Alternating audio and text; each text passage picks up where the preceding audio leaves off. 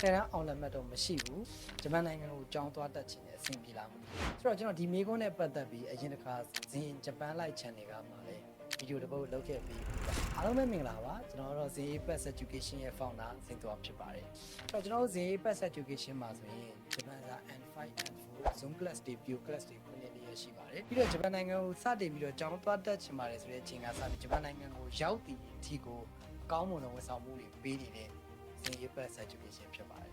ဆိုတော့ခုနကမေးခွန်းကိုပြန်ပြီးတော့ဖြေရမယ်ဆိုရင်ရတယ်လို့ပြောလို့ရပါတယ်ရတယ်ဆိုပေမဲ့ကျွန်တော်တို့တတ်မှတ်ချက်တွေတော့ရှိပါတယ် High School Certificate မရှိပေမဲ့ GED လို့ခေါ်တဲ့ General Educational Development ဆိုတဲ့ GED Certificate နဲ့ဆိုရင်ရပါတယ်ဆိုတော့ဒီ GED နဲ့ပတ်သက်ပြီးတော့အသေးစိတ်ကိုလည်းကျွန်တော်ဗီဒီယိုလုပ်ပြီးထားတာဖြစ်တဲ့အတွက်အဲ့ဒီမှာလည်းသွားကြည့်လို့ရပါတယ်ပြီးတော့နောက်ထပ် GTI ပေါ့နော်